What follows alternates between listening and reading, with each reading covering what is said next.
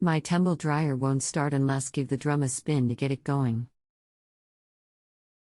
Is all clean internally and can hear motor trying. Could it be loose belt, pulley or need a new motor? Welcome, my name is I will be helping you with your problem today. If anything isn't clear, please just ask me. I'm so sorry that no one else has responded to you. Apologies for my delay in replying, I only just came online and saw your question.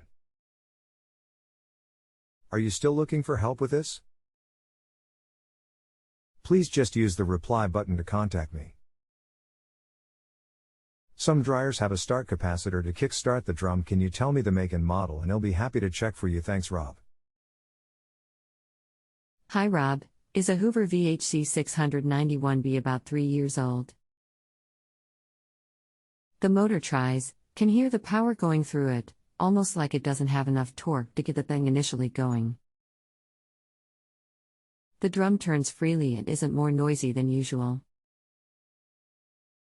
It doesn't take much more than one finger on the fan to get it started, then when it stops to reverse direction it struggles again.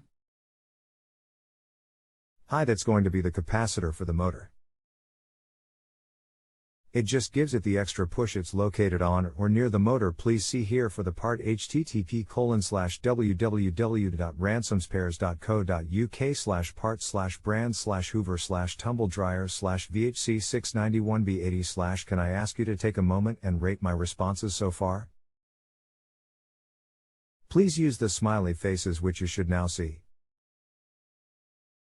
Please remember you are rating me personally, not the website or the problems you have had with this machine. This will not close your question, and you can still come back to me if you need more help. Thanks, Rob. Thanks ever so much. Have ordered it. You're welcome, Rob. If you have a home improvement or appliance question and want to chat with an expert, now visit justanswer.com/YTHI.